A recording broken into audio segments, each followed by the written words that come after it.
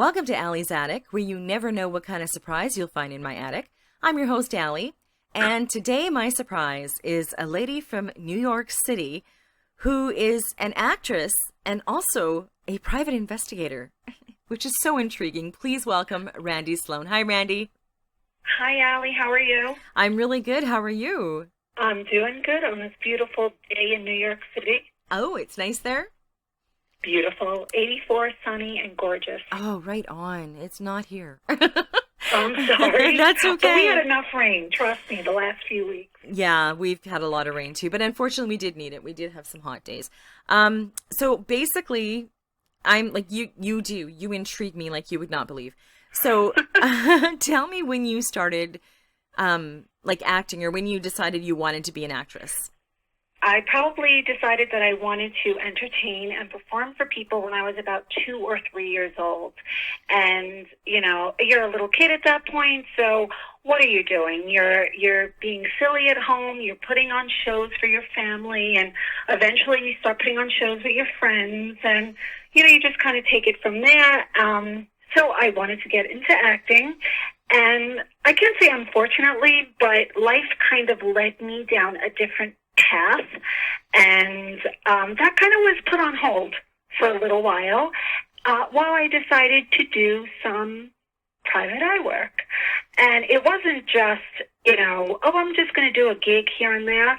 I did it full time. Like, it was my life. Wow. Yeah.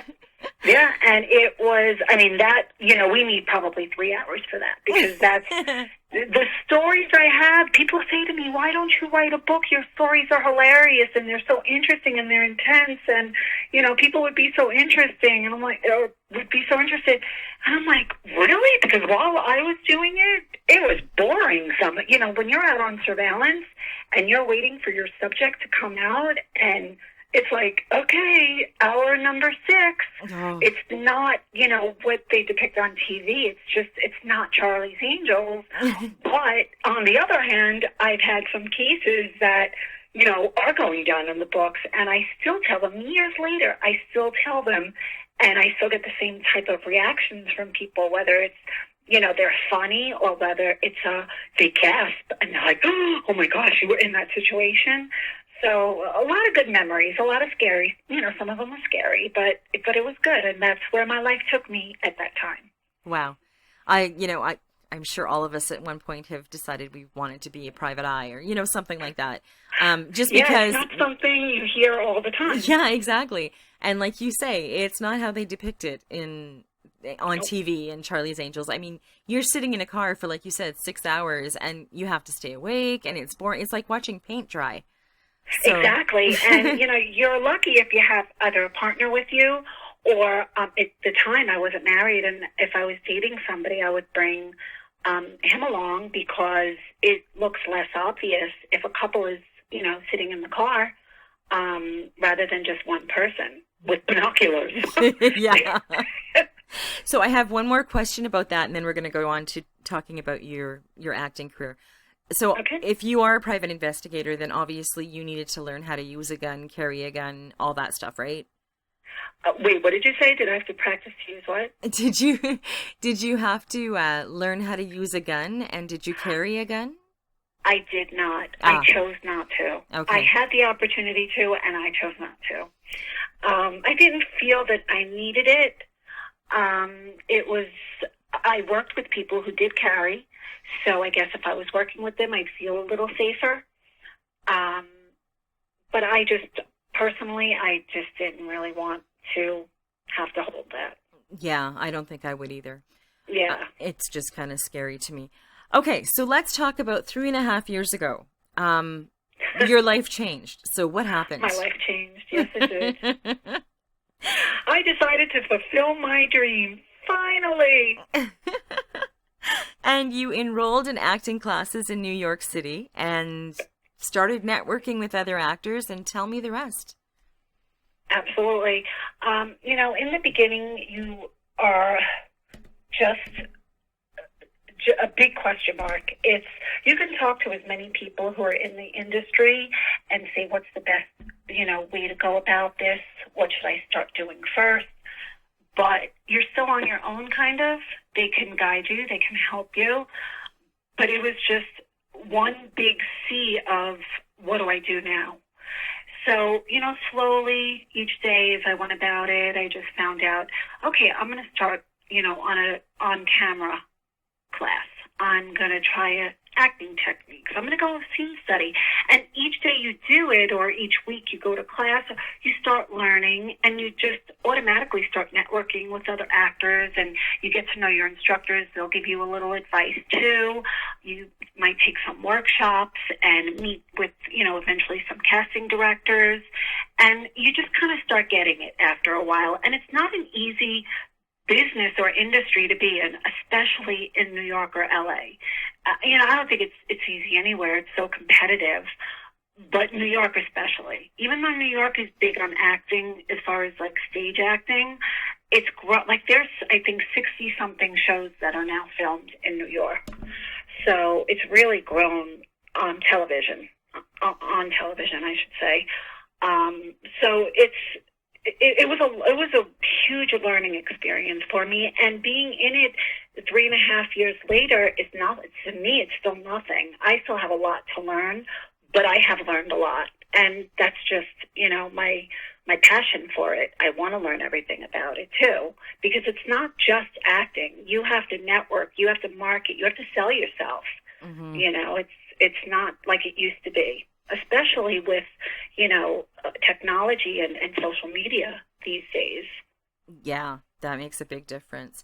Now, yep. you've been in short films, some web series, a handful of feature films and television, and you were recently in a documentary that premiered at the prestigious Tribeca Film Festival in April in New York City. How was that? That was absolutely amazing. It was a documentary about a radio station that was out here on Long Island in New York, and, back in the 80s. And it was really about the rise and fall of this radio station that brought in music from overseas, where no other station, especially in, all over the country, they wouldn't play this music. But this little radio station took a chance, WLAR, and they, their motto was Dare to be Different, and they dared to be different. And, like big names, U2, Duran Duran, all these, groups or artists that, you don't even know if they would have become popular here in the States. And it was this documentary just absolutely came out amazing. And I was so thrilled and so excited to be part of it. It's a little part that I have where if there was an interview and, I was just in as a WLAR fan, and that was just, even that small part that I was in, to see myself on that big screen when it premiered, I was like, I knew I was going to get to the Tribeca Film Festival one way or another, and I got there. That is so cool, and the cool part is I know which radio station you're talking about. I've been in radio for 18 years, so... Oh my goodness! Yeah, I so totally... you know WLAR! I do, and thank God for them, because like you say, like you too, and, who would know? Like, we never would have heard them. So right. Yeah, I've heard of the radio station, and when I saw, I didn't know that was the film, but when I saw you were in a documentary, I was like, I wonder what it is. When you were talking just now, I was like, oh my God, I even know it. That's great. That's awesome. Now, you've also exploded on the theatrical scene. Only a year and a half ago, you've been in a bunch of different festivals, sketch comedy shows, and a theatrical production of Little Women. So yes. That would my favorite book, by the way. Oh, of course. That's a period piece, and I'm not, honestly, I wasn't trained for that. But that was probably one of the best experiences I've had on stage so far, because it was so different, and it was a challenge for me. I played Mother Marnie, and first of all, I worked with an amazing cast. The talent was amazing. And it was long. It was a long play, and there were a lot of lines. And I just, unless you experience it being on stage, it's just, talk about passion. It's such a love for being on stage, really. Mm-hmm. And you know what? One thing I've always wondered about actors, how do you how do you remember your lines? I couldn't do it. You know what? People say that, and I'm not going to say it's not as hard as you think, because if you're talking about, a 120-page play, yeah, it's definitely a challenge, and it could be difficult. Me, I guess what I do is, I just commit to it 100%, whether it's every night I'm studying my lines, going to sleep, I'm reciting some of my monologues. When I'm waking up, I'm doing it. I'm in the shower, I'm driving. Whenever I can do it, I do it. My scripts are always with me. My poor family. But, one of my daughters actually helps me a lot, when appropriate, of course. She'll help me with lines. And it's okay to do it alone, but it's always better to do it with somebody else. Sometimes I'll tape myself on my iPad. I'll tape the other lines, and then I'll leave a pause for my line. Like I'll play the other characters. And, I do whatever I can. And I think it's just like anything that you do, it's you condition yourself on how to do something. Mm-hmm. And eventually it just comes to you. It just comes easy. Yeah. Easier. Yeah. Yeah, easier. Yeah, because it's always boggled my mind, because I know I couldn't. Now, you landed a role in the popular off-Broadway show, My Big Gay Italian Midlife Crisis. Yes, and, that was wonderful. Yeah, now, who were you? I played the character of Lucia Fuccio. I was going to let you say that. Staten Island. Yeah, so that wasn't much of a reach. I grew up in Queens, which is another borough in the city. And Queens, Staten Island, Brooklyn, it's all the same, really. So that was, to this day, it's just, what a great experience that was. Well, and it helped earn your membership into the Actors Equity Association. Yes, it did, and I'm so proud of that, really. That's awesome. Now, tell me about your manager, because you just love your manager. You can tell. I love her. Patricia Mercieri, she's just the best. She acts as my manager, my acting coach, my mentor. She's done everything. She's done film. She's done television with big stars. She's done stage. She's shared the stage with, Gene Hackman, Rita Moreno, Richard Dreyfuss. She knows, obviously she knows her stuff, but she's gotten to know me as an actor, and she knows that she can push me. She knows she has to push me, and I'm okay with that. And I might get frustrated, like say we're working on a monologue, and she's just in between saying, "I'm so sorry," and don't apologize. It's okay. I need that. I don't want her to be easy on me. I want her to be hard on me, because I want to be better. I want to get better. And, she's amazing. And if I can't see her, we'll Skype a session or whatever. If I have any big auditions, like any big SAG auditions, I'll always do a session with her. If I have a big audition, I always just want to, clean it up or get her opinion on how this character should be played. So she's just, just taken me under her wing, really. And you say you wouldn't have come this far in such a short time without her. So absolutely not. Absolutely not. I always say she's like, after my husband, I have to thank her in my speech. She said, awesome. "You better not forget me." I said, "How could I ever forget you? You're going nowhere." You always thank your manager. Come on. I know you have to. And your agent, of course. Now and then 100 other people. Yeah, exactly. You have a big long list. And then they cut you off while you're talking. The teleprompter just goes exactly. black. Yeah. You're done. Or they start playing the music. That's always the best. I love that when that happens. And then I would look I'd look around and say, "That's it? I didn't get to thank everybody." And then they're like pulling me off the stage. Like in the olden days when they would use a cane and pull you off. Anyway, that just popped into my mind. Yeah. Now, you also say you're especially grateful to your husband for his never-ending support and love, and your two beautiful daughters. Yay. So that always makes the biggest difference in whatever you do. Absolutely. It's especially at this point in my life, being, a little older, not in my 20s. My girls are used to me being home, because I was a stay-at-home mom. I stopped working, and I became a stay-at-home mom when they were born. And,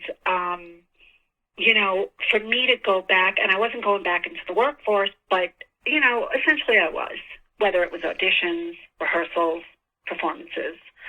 And they've been amazing. I mean, really, and I'm not just saying that. They've been really good.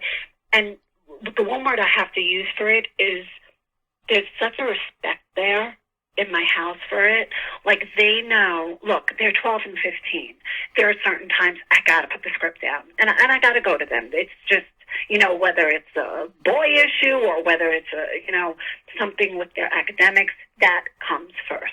My best role is being a mom, and my children come first, of course. My family does. But when it is time for mom to have her time, whether it's studying scripts or whatever, having a session with Patricia on Skype, they just respect that 100%. And my husband does too, but it's a support that's very different. He is in the mortgage industry. He works for a mortgage bank, so he's so far away from what I do as an artist. Mm-hmm. But he's really learned a lot through me. And when I tell you, that man just does whatever he can, whether I have an audition at 5 o'clock on a Sunday, he's driving me to the train to take the train into the city. He's driving me to the train station, or, he's just kind of listening as I vent. If I'm having these bad days where I'm like, I don't know what's going on, he's just there. He's been really, really, really supportive. Every single performance I've done on stage, he's there. Every single one. Wow. Yeah. Wow, that is awesome. With flowers. Aww. You're lucky. You won the lottery in men. Yeah, absolutely. Absolutely. And I hope he listens to this so he knows. Because I probably don't tell him enough. Yes, well, definitely. I hope. Tell him to listen. Or just play it when he's in the same room. Exactly. Yeah. I know, now he's downstairs working, and I'm like, oh, you don't come up now, I'm on an interview. Now, talking to you, I can hear that New York accent. And one thing I've besides memorizing lines, how do you, because I know some actors have to change their voice and have to have an accent or not have an accent. That must be difficult, I would imagine. Again, when I'm working with Patricia and, we're doing a monologue and I'm trying to be, say, an attorney from, just that's not from New York, we'll work on the diction, we'll work, on the accent a little. I haven't had, real proper training, voice training thus far. Mm-hmm. It's something that is kind of in the front of my head to do. I can tone it down, but it always just comes back. It's just, there's nothing you can do about it. It's just how we all speak. But it's funny, I had, I had a scene in a television show. It was called I Am Homicide. And I worked in a police precinct, and I'm trying to think, I think the murder was down in South Carolina. And the director said to me, Randy, do you think you can throw on an accent like you're from South Carolina? I said, now you're asking me this? We're on set.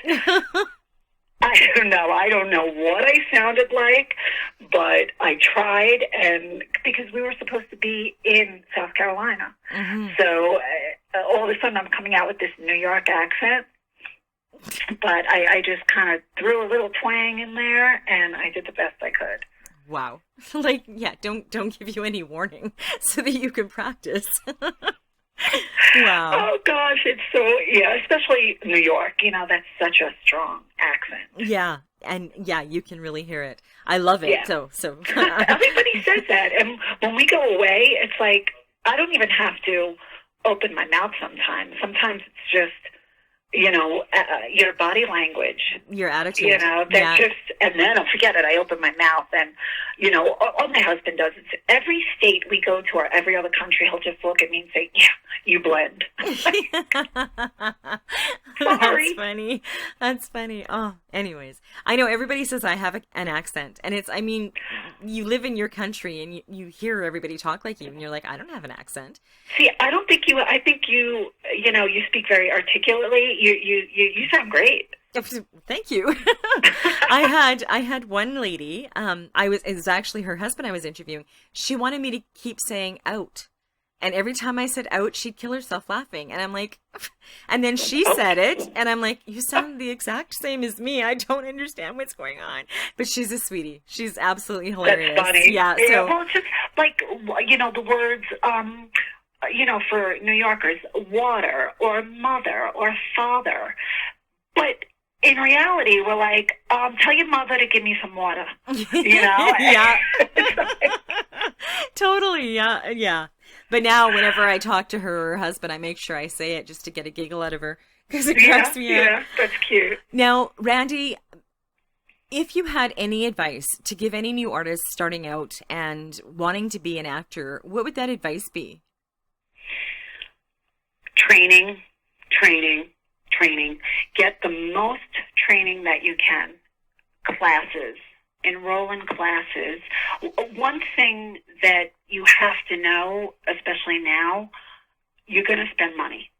You can't be afraid to spend money in this industry, because whether it's a networking party, whether it's classes, whether it's workshops, whether it's, reading for a casting director or somebody or an agent, you have to be willing and able to spend a little money. You could cut corners here and there, but even now, every working actor should have a website, Mm-hmm. So you have to be willing to spend money. But as far as advice, you got to get the training in. You got to go to, a school that's got a good reputation, and just indulge in it and do everything that you can to learn about the industry, because there's a lot to learn. And network as much as you can. That would be the best advice I can give. And the last thing I would say is, keep going. If it's really in your heart and it's your passion, you've got to just keep going, because there are going to be days when you want to quit. There are going to be days when you're like, I'm not good enough. You've got to just work through that, fight through it, and keep going. Wow, that's great advice, because I'm sure you hear a lot of no's in the industry, Mm-hmm. and you have to be able to have a tough skin and, keep going. Oh, gosh, because, you don't understand the rejection. You get, it is, most auditions you go on, you're not going to get. And, my mom, I remember my mom, she didn't understand in the beginning when I was doing this, and my manager, Patricia, said to me, Randi, most auditions you go on, you're not going to get. So you utilize the auditions for practice, if anything, Mm-hmm. and she was right. So you have to learn it might not be, because you're not a good actor that they didn't want you. It might be because you were too tall or too blonde or too short or too skinny or whatever, and you cannot take that to a personal level. You can't, because it'll eat you alive. You can't. You got to get a thick skin. Yeah, exactly. Now, when I see your picture, and when I read, you're on my Facebook, I read your comments. I think the perfect role in my mind for you would be like I wish LA Law was still around, because you'd fit in so well. But I know. all the law shows that are on now, I just think that would be a great place for you. I think you would just fit in really well. And I mean, I'm not a manager, I'm not an actor, I'm not nothing. I'm just saying from what I see and just what I feel, that I just think you would kick butt. Definitely gotten that a lot. Of course, the detective roles, and I've played the detectives before. So, and I really do, even when I submit for an audition, I will write in, they'll always give you a spot to write little notes, and I will always put that I have investigative experience, because I do think you could be the best actor in the world, but I think when there's something that, you've done for so long, it just becomes part of who you are. And what makes it challenging is when I'm not trying to be that stern kind of detective. It's funny, my instructor now, I'm in a class now, and he says, I think you're so used to having these roles, these strong detective roles.